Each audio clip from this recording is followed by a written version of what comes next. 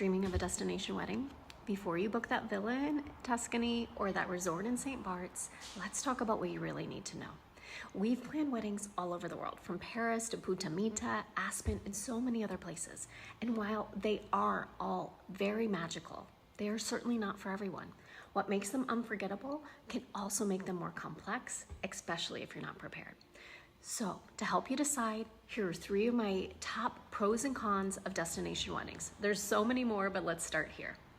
Number 1 pro is there is a built-in experience. Guests get a vacation, they get to explore a region that they've never been and someplace that you love. Additionally, the culture can guide things like food, entertainment, aesthetic, and so much more. And you get a wedding to boot. A con? Travel logistics, all the way. Flights, passports, expensive hotel rooms for your guests, customs, it's just a lot to navigate. Another pro is an intimate guest list.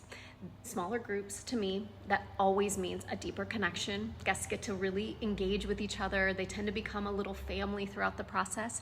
And typically it means we can make the details that much more special and custom. A con, some of your loved ones just aren't going to be able to make it. It might be resources, it might be time, it might be someone is elderly and they simply can't make the flight. Whatever it is, you want to take this into big consideration as you're planning and deciding if a destination wedding is right for you.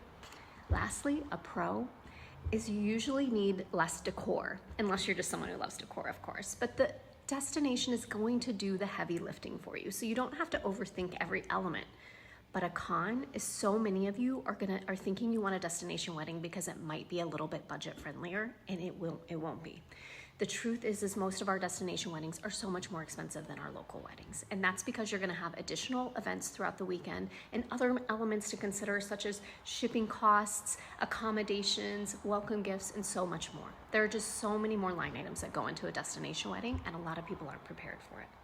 So if you're considering a destination wedding and want to know whether it's right for you, I share tips like this and so much more in our newsletter. Simply comment destination in the comments below, and I'll send it your way.